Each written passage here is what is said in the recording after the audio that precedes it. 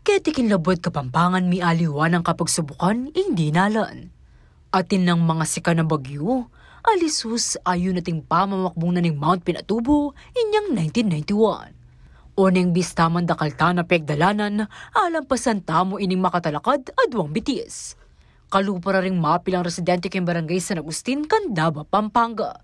Nung para karing kera kalan, maragula perwisyo ing daralanan ng masika na pamanuran para king 65 years old na Emer de la Peña, bit-bit na nini Gracia. Kasi itong din nagulinda ng kete, ala kapantunan din ng tao. Kaya itong makakanyan, masayala. Itong di natang yan, matamlingan sa bla. Alarugong isipan ako kapaninto, na lalo na't muna karlano, alos sila may mag-aral. Ustong mamanuran at naragul na yung tanom, kanita la kanululwal ding asan kalupara rin komuan ampong silver, akarelang darakpan ampong pamisali.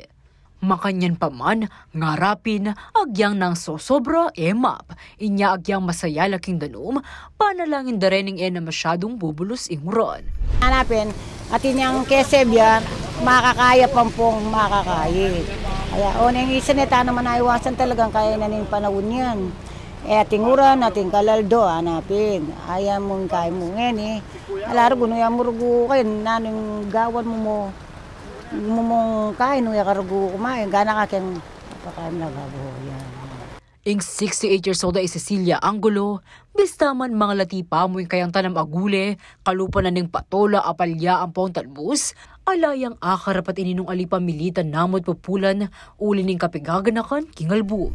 Nirugo, masisira no renta naman ko, wala na akong dulungan kanin.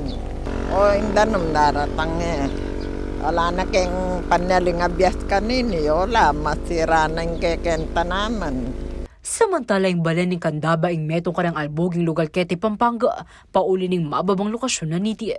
Keti may babagsak indanum iba't karing mga atas sa kasiping nga probinsya, kalupa ning Nueva Ecija.